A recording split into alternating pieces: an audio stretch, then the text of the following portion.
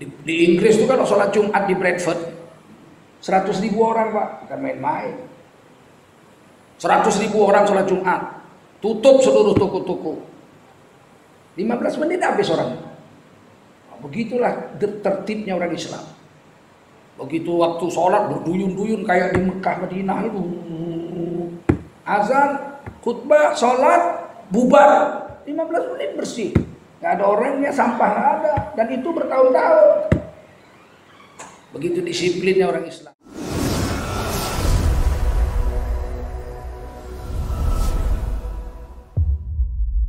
Sudah 1422 tahun Nabi itu hijrah dari Mekah ke Madinah.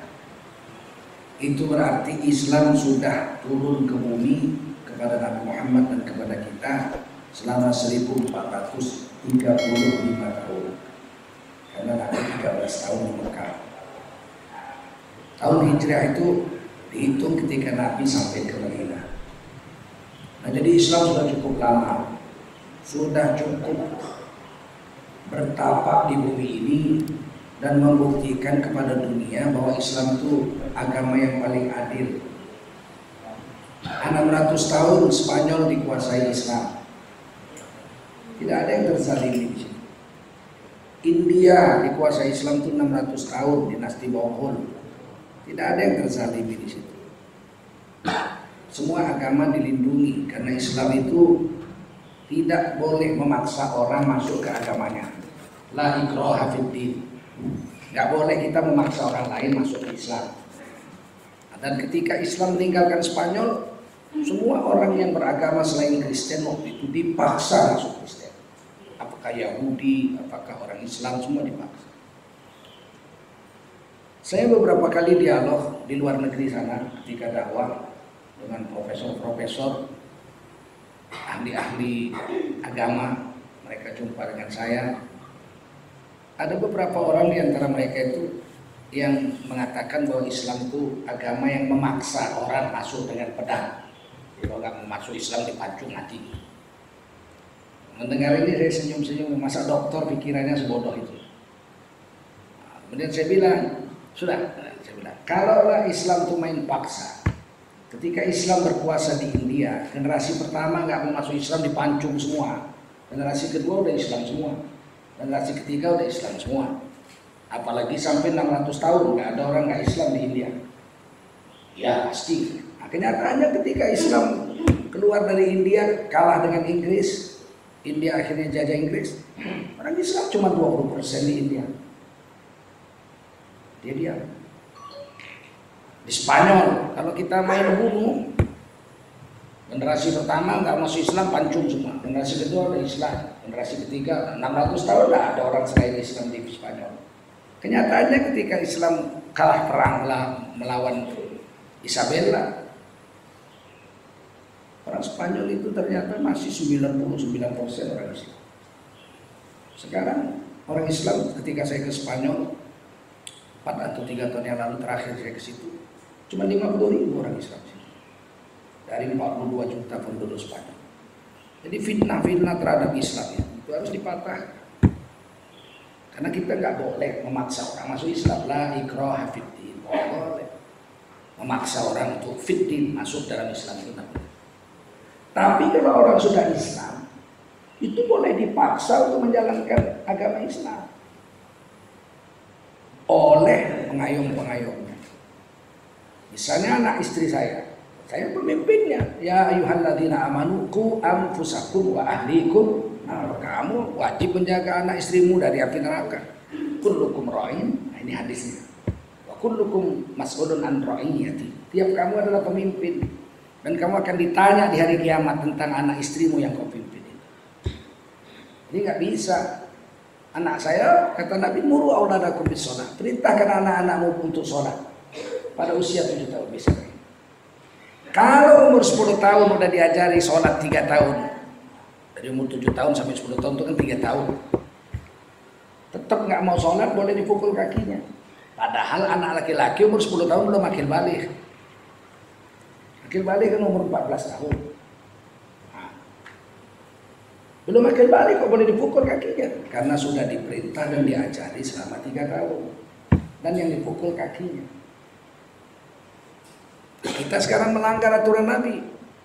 Ada bapak mukul anaknya nggak sholat, istrinya protes. Gimana sih bapak, anak-anak kok dipukul? Masih kecil, kasihan loh. Giliran anaknya udah umur 26 tahun nggak sholat, dipukul juga. Gimana sih bapak, anak umur 26 tahun udah dewasa kok dipukul? Terus kapan mukulnya? Dikubur lah, nanti digebukin dia sama munkar nakir. Jadi kita bisa memaksa anak kita, karena kita yang ngasih dia makan, dan kita akan bertanggung jawab dunia akhirat atas anak kita. Begitu juga istri. Kita nikah dengan istri, nggak mau sholat, misalnya, nasihat 3 bulan nggak mau, maka boleh dipukul kakinya atau pisah tidur. Kita tidur di kamar, dia tidur di dapur. Kalau di dapur dia, ya kita yang punya rumah. Kalau kita tidur dapur, dia tidur di kamar, senang lah dia. Setahun pun tahan dia. Nggak mau juga boleh dipukul kakinya. Nggak mau, pulangkan ke bapak atau abangnya. Bukan dicerai, dipulangkan. Pak, ini anak bapak saya nikahi, udah 3 bulan saya nasihati suruh sholat nggak mau. Saya bisa tidur nggak mau. 3 bulan. Saya pukul kakinya malah melawan. Ini saya pulangkan dulu bapak. Tolong dididik ya, istri saya ini, anak bapak ini. Kalau dia mau sholat, besok telepon saya jemput langsung. Tapi tahu-tahu 3 bulan ditunggu-tunggu nggak ada kabar. Telepon bapak, datangi jumpa bapak mertua. Macam mana pak mertua? Waduh, tambah parah sekarang, udah tambah minum tua pula dia. Kalau begitu tukarlah istrinya, ditukar. Karena dia tidak sholat, kita berdosa. Kalau suami terbalik, kalau suaminya nggak sholat, istrinya nggak ditanya di akhirat. Bukan dia pemimpin dalam rumah tangga. Tapi kalau suaminya baik, istrinya nggak baik, suami ditanya. Suami berdosa loh kalau istri jahat. Ada suami pulang dari masjid, sholat zuhur, zikir-zikir, ditikar sembahyangnya. Subhanallah, subhanallah, subhanallah. Tiba-tiba terdengar di dekat rumahnya ada organ tunggal, keyboard. Ada orang nyanyi, ke kanan, ke kanan, ke kanan dan ke kanan, ke kiri, ke kiri, ke kiri dan ke kiri. Tiba-tiba lari-lari anaknya, sesak nafas sama, Pak, apa kamu? Mama, Pak, joget sama Pak RW Kumis. Itu ke kanan, kiri itu mama lagi joget Pak, di panggung keyboard Pak. Terus bapaknya bilang apa? Mama memang dari dulu begitu. Subhanallah, subhanallah, subhanallah. Sedikit pun gak berpahala suami begini. Dia harus datangi panggung itu, turunkan istrinya, turun kau sayang, kau istriku. Kalau kau mau joget sama aku, sampai pagi boleh kita joget. Nah, tapi kalau kau sama si Kumis RW ini berdosa, kau joget depan orang banyak. Hei Kumis, kau kalau mau joget sama binimu kau joget, jangan sama biniku. Turunkan, nggak mau istri kita, nggak mau. Kasih talak 1 terus di situ. Banyak perempuan, ada 3,5 miliar perempuan. Betul? Kalau terhadap istri dan anak, kita tegas. Terhadap diri sendiri, boleh kamu maksa diri sendiri untuk taat? Boleh kalau diri sendiri. Saya paksa diri saya harus bangun malam, hidupkan jam beker. Jam 2 di setel handphonenya, ayam bekokok. Sampai baterainya habis nggak bangun-bangun. Saya memaksa diri boleh. Untuk diri sendiri, tapi memaksa orang untuk masuk Islam tidak. Dan terbukti di Indonesia, merdeka 75 tahun yang lalu, statistik mengatakan 90% bangsa Indonesia itu Islam. Sampai zaman Pak Harto 1900 pemilu 1992, orang Islam itu masih sekitar 88%. Tapi kemarin seminggu yang lalu kurang lebih Wakil Presiden kita Yai Ma'ruf Amin pidato pada KNIKS, Komisi Nasional Ekonomi ya, Syariah. Jadi katakan orang Islam di Indonesia sekarang 87%. Sudah murtad 3%. Sedikit 3%. 3% dari 267 juta. Artinya hampir 10 juta orang Islam sudah murtad. Orang Riau ini aja semuanya cuma 3,5 juta.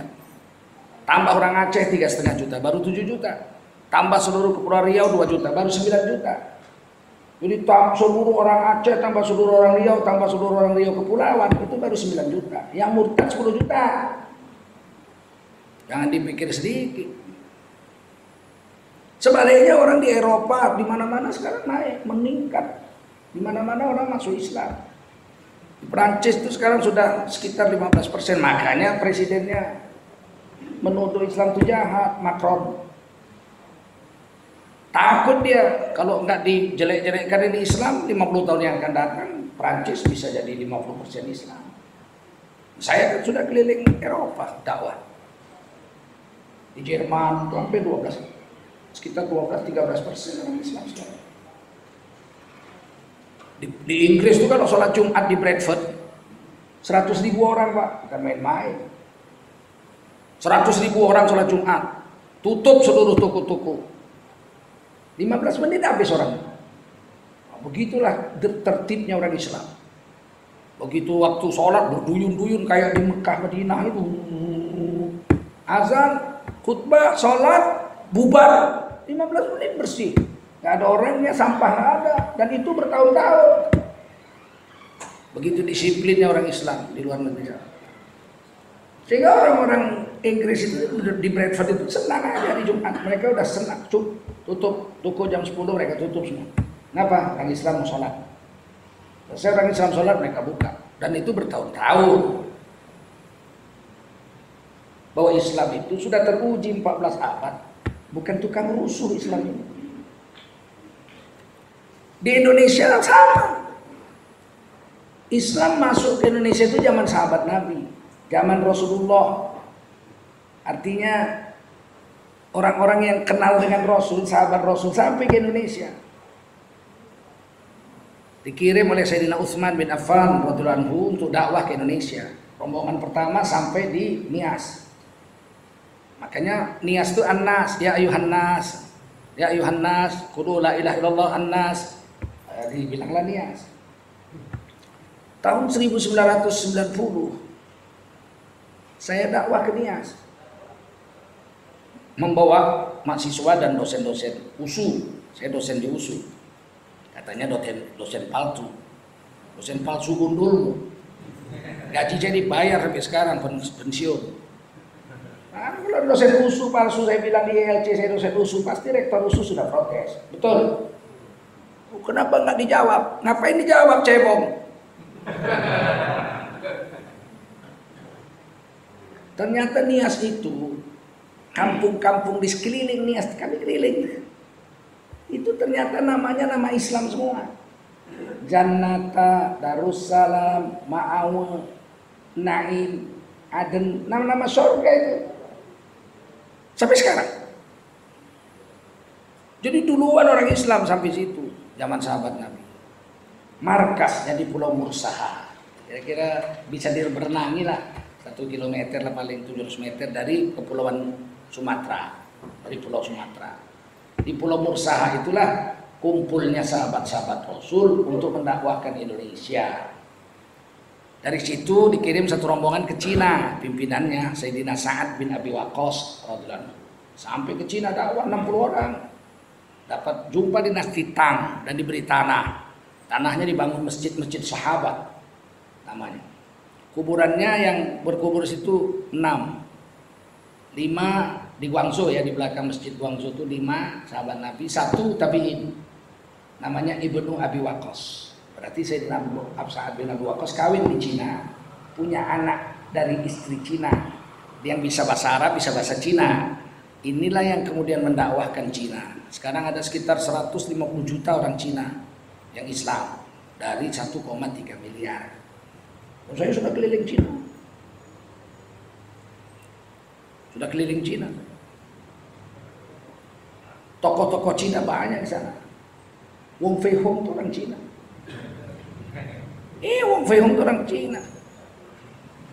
Perguruannya namanya Pocilang, PO Islam. Baca Pocilang. Dan dia pakai jubah, pakai serban. Orang bilang serban jubah pakaian Arab. Itulah bodohnya orang Islam. Kiai lagi yang ngomong begitu. Nggak pernah pergi sih dia. Lahir di Tangerang, mati di Sukajadi. Saya udah keliling Cina. Saya lihat foto-foto kakek moyang saya sana semua. Kan ibu saya orang Cina, pakai jubah. Nggak percaya, lihat kalian film Hung Fei Hung. Tendangan tanpa bayangan, ceng ceng ceng ceng ceng ceng ceng. Pakai jubah semua, betul. Bilang pula ini pakaian Arab. Ini pakaian Islam. Orang Cina pun masuk Islam pakai jubah. Dan seluruh pendiri negara ini semuanya pakai jubah. Jamiatul Khairat Muhammadiyah 1912, Matlur Anwar 1916, Persis 1923, Al-Wasriyah 1926, NU 1926, Perti 1934, Pusa Persatuan Ulama Seluruh Aceh 1934, semua pakai jubah. Nah, ada yang bilang kadrun. Betul. Pahlawan nasional itu dua aja pakaiannya. Kalau nggak jubah, lu belana. Tuanku Imam Bonjol, Pangeran Diponegoro, Tuanku Nan Renceh, Tengku Panglima Kolim, Tengku Cik Ditiro, Tuanku Tambusai, Tuanku Nan Renceh, Tuanku Raub, semua pakai jubah serba. Dia mojo atau pakai telur belana, tangannya begini, kancingnya begini, dipotong sepaha, tambah kain. Pangeran Sultan Hasanuddin, Pangeran Antasari, Pangeran Hidayatullah, Sultan Badaruddin II, Raden Inten, Sultan Toha, itu semua pakai telur belakang. Nggak ada yang pakai kemeja macam Belanda, penjajah Belanda itu. Satu lah cuma Douwe Dekker, satu-satunya orang yang pakai kemeja Belanda. Nggak percaya, lihat foto-fotonya pahlawan nasional. Sekarang hari ini kok tiba-tiba orang pakai jubah dibilang kadrun. Ada gerakan pembusukan agama di sini sekarang. Saya ini masuk MUI tahun 1999. Dari Matlaul Anwar. Jadi wakil sekjen 10 tahun, sekarang masih sebagai sekjen. Tiba-tiba dibilang Tengku Zulkarnain antek cendana disusupkan ke MUI untuk mengganggu Jokowi.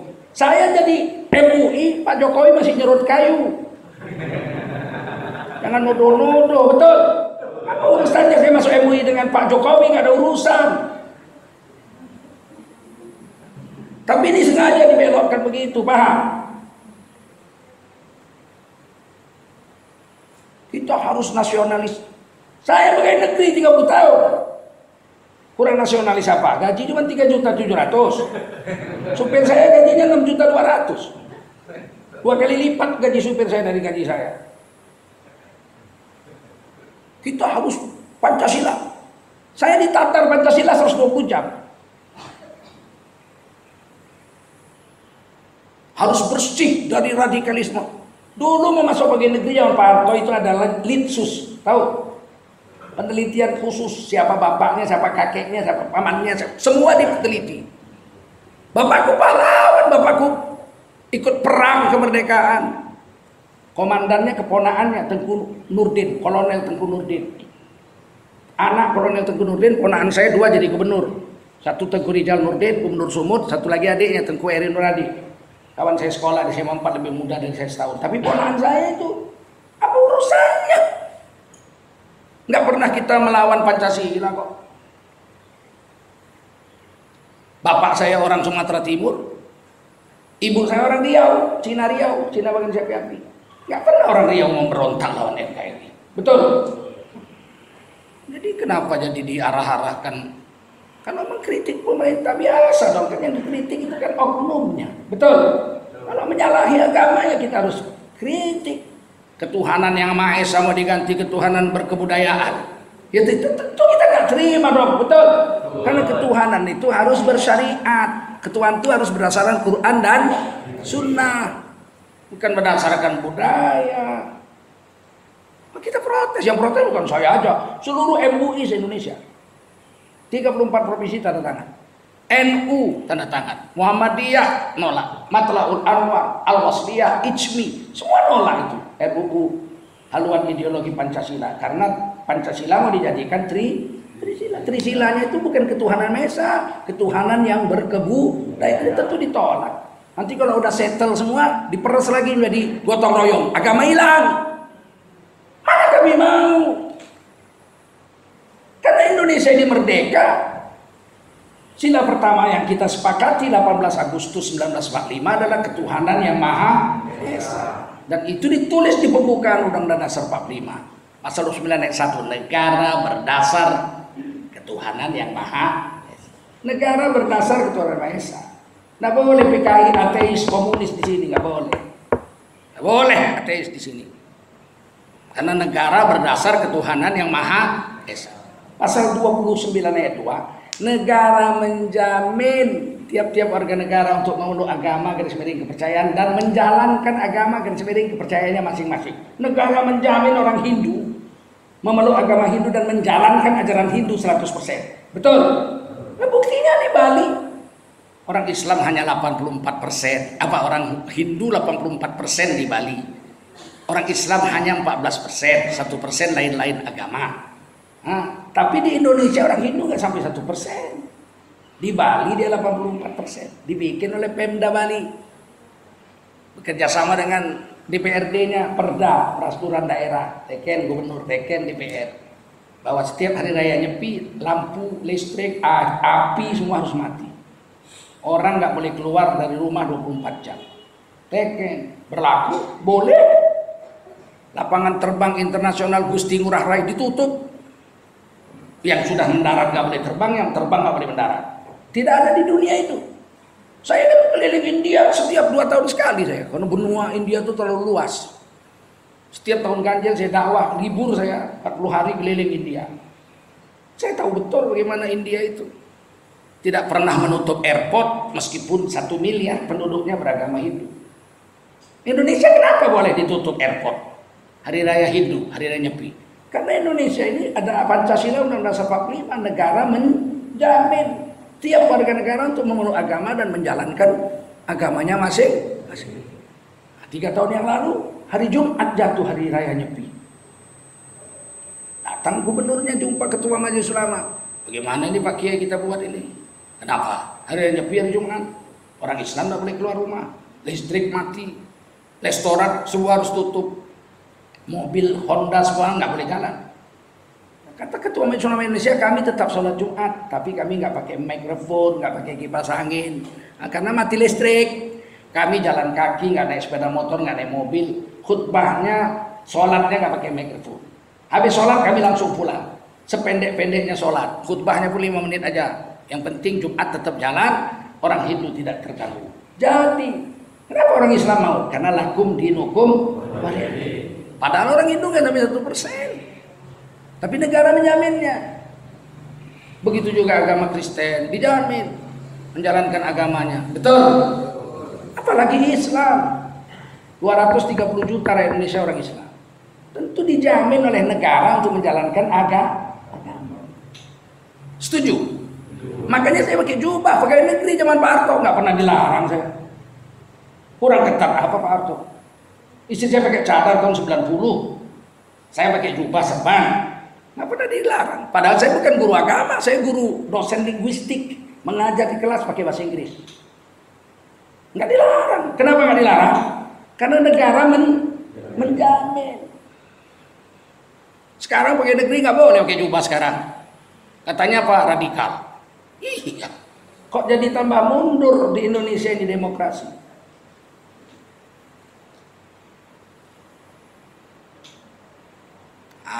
Saudara-saudara yang mulia,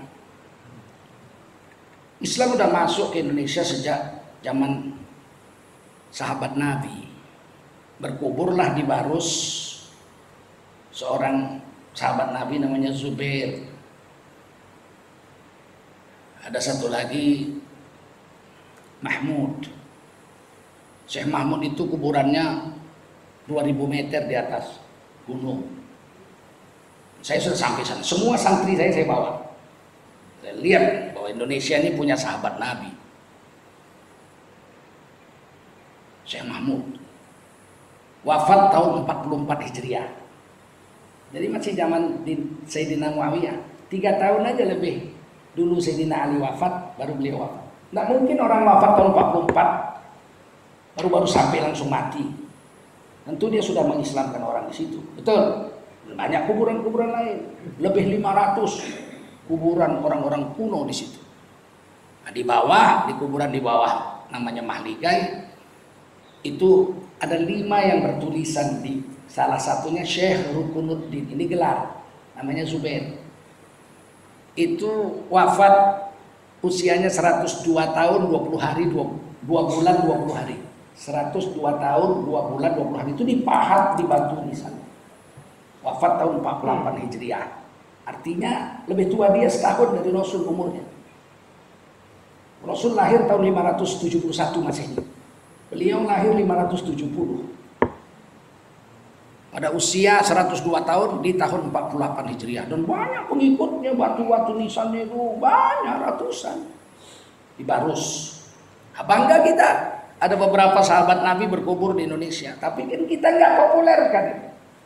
Di India cuma 1 sahabat Nabi, Muhammad Al-Qasim. Dijaga kuburannya, ribuan orang datang situ ziarah. Muhammad Al-Qasim itu anak Sayyidina Abu Bakar As-Siddiq radhiyallahu anhu. Di Rusia, ini lebih hebat. Saya ke Rusia. Di Rusia itu ada 64 kuburan sahabat Nabi di Moskow saja. Di Moskow saja. Kalau di Uzbekistan, situ ada Imam Bukhari kan. Membuktikan di situ Islam itu hebat. Ada perawi hadis paling hebat sedunia, Imam Bukhari, lahirnya di Rusia. Di Soviet, namanya kerajaannya namanya Uzbekistan. Bukhara. Desanya aja digelar nama dia, Bukhari. Bukhara. Ada 64 kuburan sahabat Nabi di Moskow saja. Di Mekah kalau musim panas itu 52 derajat Celcius. Di Moskow kalau musim dingin minus 25 derajat Celcius. Berarti sahabat Nabi itu ekstrim loh. 70 derajat Celcius itu yang mereka tempuh. Kalau kita beku, mati beku kita.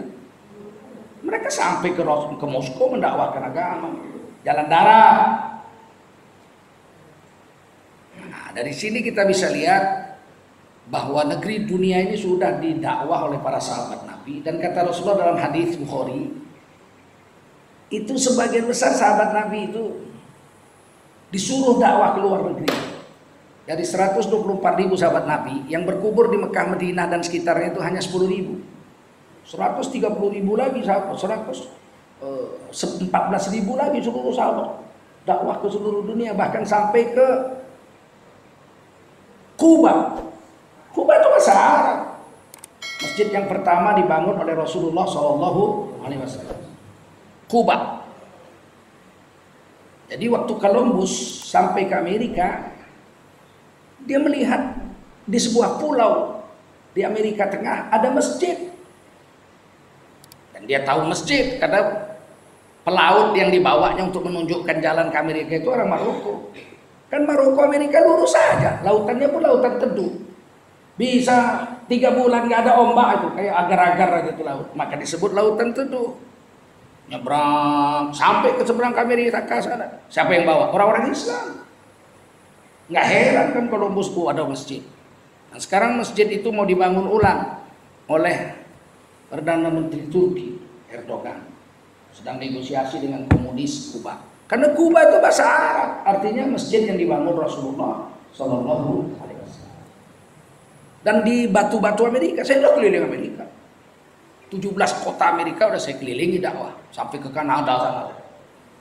Itu di goa-goa Amerika itu banyak pahatan-pahatan bertulisan Arab. Allahu Muhammadun. Dan kota-kotanya itu kota-kota nama-nama Arab. Salim, Mekah, Albani, itu nama-nama Arab. Gaza, ada Gaza di sana. Bukan di Palestina. Ketika saya sampai ke Kanada, yang mendirikan negara Kanada itu 3 agama, Islam, Yahudi, dan Kristen. Sehingga patung-patung pendirinya itu, kalau di New York itu orang-orang pakai jubah serban dulu.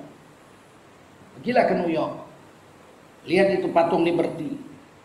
Nah, di situ ada tugu pendiri Islam di Amerika dan Kanada itu. Orang-orang berjubah serupa. Dan saya sampai di Edmonton, di Kanada, itu ada masjid. Dibangun tahun 1500-an, awal 1600-an. Sampai sekarang masih ada masjidnya di Edmonton. Yang jaga orang bule itu masjid Islam. Saya sudah jumpa. Jadi Islam ini bukan agama penjajah. Mana bisa menjajah Rusia 64 orang, betul? Betul? Mana bisa menjajah Cina 60 orang? Mana mungkin menjajah negeri Nusantara ini cuma 2 orang sahabat? Kenapa orang berduyun-duyun masuk Islam? Karena Islam itu agama yang adil. Tidak ada kasta-kasta. Paham? Raja pun sama gembel kalau sholat Jumat, kalau gembel duluan dia duduk depan. Nggak boleh digeser, pinggir kau, ini aku raja. Belakang kau kalau kau terlambat. Paham? Dan yang jadi imam nggak mesti raja kalau dalam Islam. Yang jadi imam itu orang yang paling fasih bacaan Qur'annya, betul? Nggak peduli. Sehingga banyak orang masuk Islam. Yang hari ini kurang kita pelihara dakwah ini. Sehingga banyak orang Islam sekarang hampir 10 juta sudah murtad dari agama Islam.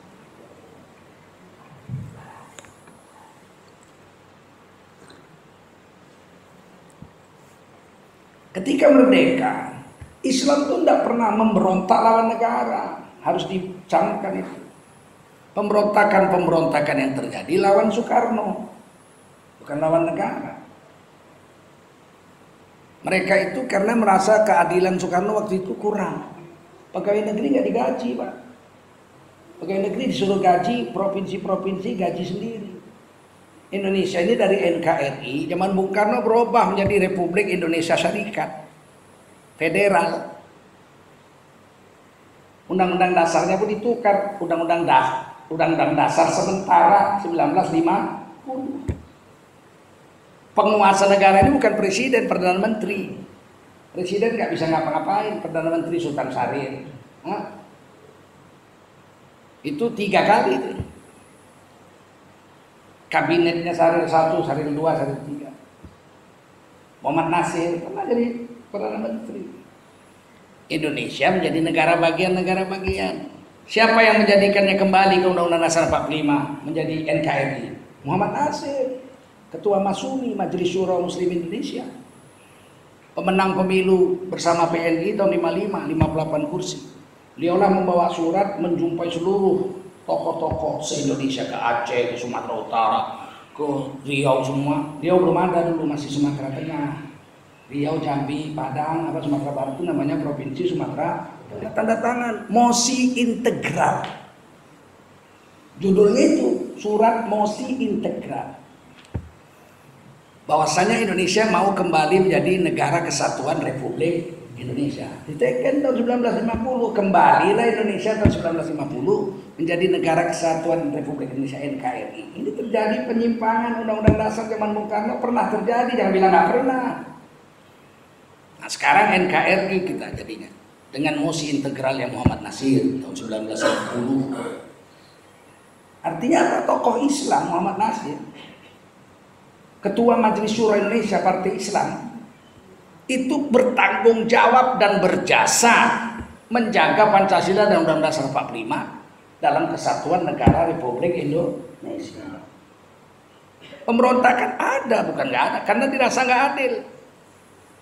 Kolonel Simbolon di Sumatera Utara memberontak karena nggak digaji, disuruh cari duit sendiri, gaji sendiri, anak buahnya. Berontak. Kan gak dibunuh sama Bung Karno, diberi maaf, diberi amnesti. Mana dibunuh? Sumatera Barat, PRRI memberontak karena ketidakadilan itu. Aceh dijanjikan daerah istimewa agama, boleh syariat Islam di Aceh, nggak jalan, berontak lah. Karena merdekanya Indonesia, Aceh nggak termasuk.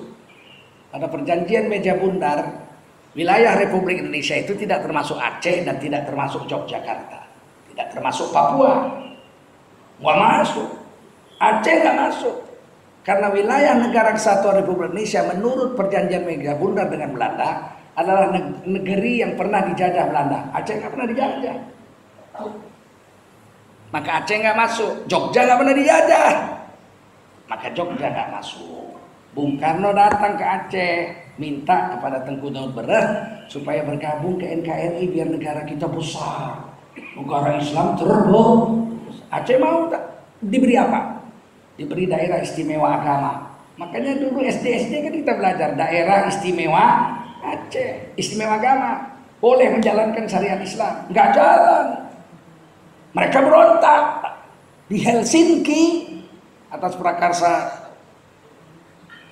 Wakil Presiden Indonesia Yusuf Kala dan Menteri Agama sekarang Fahru Roji, waktu itu Panglima Kodam 1 di Aceh, Iskandar Muda. Tanda tangan di Helsinki. Aceh masuk ke dalam Republik Indonesia, tidak berontak lagi, letakkan senjata, tapi syariat Islam boleh jalan di sana. Maka mereka punya undang-undang khusus namanya Konun. Apa namanya? Konun. Sampai sekarang ya, semenjak Helsinki sampai sekarang. Itu memang hak orang Aceh, orang mereka nggak pernah dijajah Belanda kok. Dan jalan sampai sekarang. Dan tetap NKRI. Sampai sekarang Nangro Aceh Darussalam itu tetap NKRI, cuman berlaku syariat Islam di sana. Jogja itu daerah istimewa Yogyakarta. Istimewanya istimewa adat Jawa. Sultan Jogja wajib menjadi gubernur. Jika wafat Sultan Jogja, gubernurnya anaknya gantinya, atau yang ditunjuk oleh beliau. Nggak jalan kan? Sultan Jogja dipilih oleh DPRD. Mereka melawan. Akhirnya tanda tangan. Sekarang Jogja menjadi daerah istimewa agama budaya Jawa. Sultan Jogja nggak boleh ditukar-tukar itu. Tetap ada gubernur. Kalau wafat Sultan Hamengkubuwono X, anaknya menjadi gubernur. Dia istimewa. Tapi tetap dalam daerah Negara Kesatuan Republik Indonesia. Ini mesti kalian pelajari nih supaya kalian jangan menganggap Islam itu radikal. Kita setia dengan Pancasila dan Undang-Undang Dasar 45, tapi versinya harus versi yang jujur. Negara menjamin kita menjalankan agama 100%. Yang ditukar-tukar ketuhanan budayaan, nggak mau kita. Dan udah dicoba 3 tahun yang lalu baca Quran di Istana Negara pakai lagu Jawa. Subhanalladzi asra bi 'abdihi laila. Udah dicoba. Lailam minal masjidil haram. Kita protes dong, betul. Quran bahasa Arab kok dibaca pakai lagu Jawa. Yang baca bukan orang bodoh, juara musabaqah tilawatil Quran tingkat dunia. Orang Medan. Dan gak ada di Indonesia baca Quran lagu Jawa. Wali Songo itu, Sunan Kalijogo itu orang Jawa, Raden. Gak pernah ngajarkan baca Quran lagu Jawa di daerah Jawa. Betul? Betul gak? Ya kita tolak dong seperti itu. Sedangkan kebudayaan dengan kebudayaan aja nggak diterima kalau nggak cocok. Kebudayaan Jawa harus pakai gaya Jawa. Setuju? Bahasa Jawa itu mesti logat Jawa. Mas, nopo ajeng temu di Mas. Oh, kalau ajeng temu iku mawon monggo mampir teng griya niku lho. Matur suwun. Enak bahasa Jawa pakai logat Jawa. Bayangkan kalau bahasa Jawa pakai logat Batak. Mas, ajeng tek putih Mas. Teng mriko. Sampian teng meriko, boten. Kulo teng meriki, boten teng meriko kulo. Nggak terima orang Jawa begitu ya. Betul. Budayanya kalau nggak sama budayanya nggak cocok, nggak diterima orang. Apalagi agama pakai budaya. Agama mesti pakai syariat, Quran, hadis dan qaulu ulama. Kan udah 1400 tahun itu. Di seluruh dunia begitu semua. Nggak ada di Cina baca Quran lagu Cina. Cani kalil kita pula loi papi utalil mutakini. Nggak ada. Semua dalikal kita pula loi papi utalil mut. Semua. Ini pemikiran kita biar jelas hidup ini.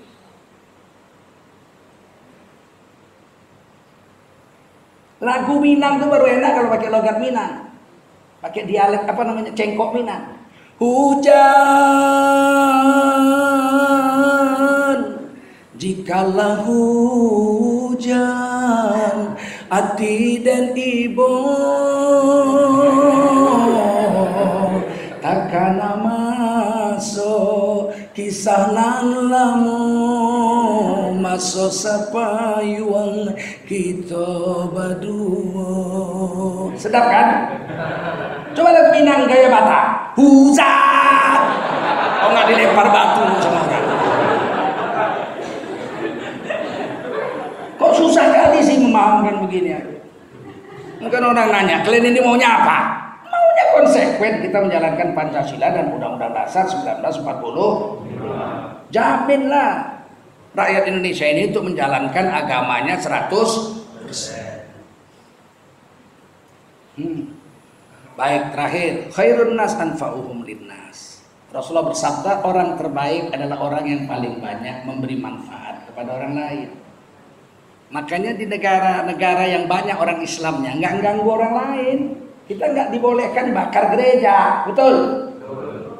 Ada 5 yang tidak boleh dilakukan orang Islam dalam perang terhadap agama lain. Dalam perang loh.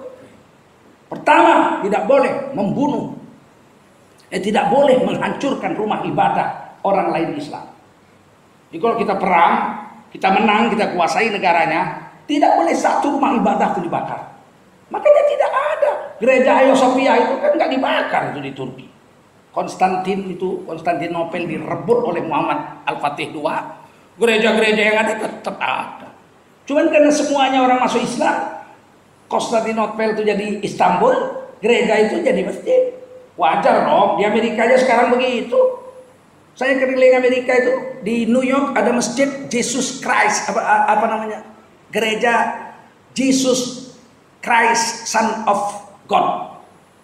Gereja Yesus Kristus anak Tuhan. Nggak ada orangnya lagi. Bangkrut itu gereja, kan nggak ada yang biayai. Negara kan nggak boleh membiayai agama di negara sekuler. Akhirnya mereka jual, dibeli sama orang Islam. Digergaji lah salibnya, nangis orang-orang Kristen sana. Digergaji salibnya, nggak ditangkap Densus karena kan memang udah dibeli. Saya ke sana Pak, dakwah saya ke sana. Digantilah jadi Jesus Son of Mary Mosque, Masjid Yesus Anak Maryam. Ada. Saya berfoto, masih ingat saya berfoto saya di situ. Musim es, saya masih pakai jubah tebal sampai ke mata kaki. Dinginnya bukan main. Ada, ditukar, dibeli. Boleh kan? Boleh nggak? Boleh. Di Maryland, gereja Korea bangkrut. Dibeli sama orang-orang Indonesia. Pak SBY pas ke sana. Masjidnya barusan direhab, dicat biru pula. Pak SBY sholat situ senang dia biru. Demokrat ini katanya. Nyumbang dia 50.000 $50.000 AS itu duit asli Pak SBY sendiri, pribadi. Pak Yusuf Kala pergi ke Houston, ke Texas Houston. Saya pun ke Houston sudah sampai. Dan saya meresmikan masjid sana juga ikut. Disuruh saya jadi imamnya 6 bulan. Tidak bisa saya wakil sekjen Majelis Ulama. Tidak bisa. Saya sempat ke situ juga. Masjid di Houston, Pak Yusuf Kala periksa kesehatan di sana, dikasih tahu Pak kami beli masjid ini Pak, belum kami bayar. Pak Yusuf Kala nyumbang 1,5 miliar untuk membeli masjid di Houston itu. Ya, gereja dibeli jadi masjid. Pak Harto datang ke New York. New York ini kota besar dunia. PBB di situ segala macam situ. Ya, kalau orang Indonesia mau sidang PBB sholat susah. Dibelilah masjid namanya Al-Hikam, $250.000 itu Pak Harto yang beli. Sana biasa. Nah, kalau Indonesia ini jadi negara sekuler, kalau saya sih sebetulnya senang. Kalau dari segi duit, kita bisa beli gereja-gereja yang bangkrut. Kayak di Amerika, di Eropa, itu di Perancis banyak dibeli gereja-gereja bangkrut. Kenapa? Pemerintah nggak boleh bantu. Tapi kita nggak senangnya kalau negara sekuler, Pancasila dan Undang-Undang Dasar 45 hancur. Paham? Paham? Sedangkan negara wajib melindungi orang yang beragama. Menjamin pasal 29 ayat 2. Nah, itu nggak bisa. Jadi negara kita nggak boleh jadi negara sekuler. Negara kita ini tetap negara Pancasila, berfalsafah Pancasila berdasarkan Undang-Undang Dasar 45. Itu khas itu, khas. Jadi kalau ada orang bilang jangan bawa agama dalam politik, dalam Indonesia. Kalau nggak dibawa agama jadi negara sekuler lah, atau menjadi negara komunis. Kita negara Pancasila mesti bawa agama, ketuhanan yang Maha Esa, sila yang paham itu?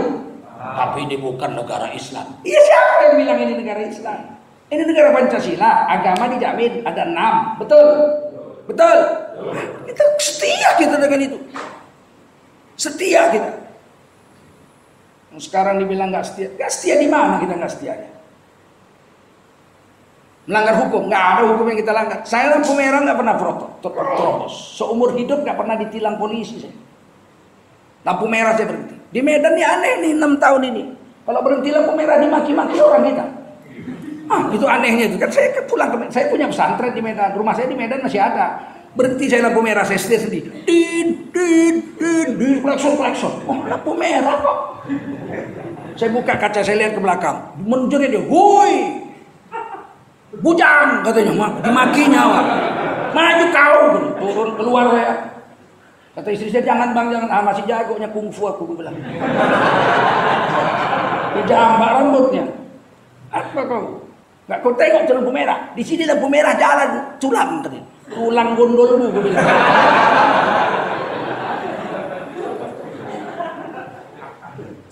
Istri saya, jangan bang, abang udah tua. Alam 4 orang masih bisa lah.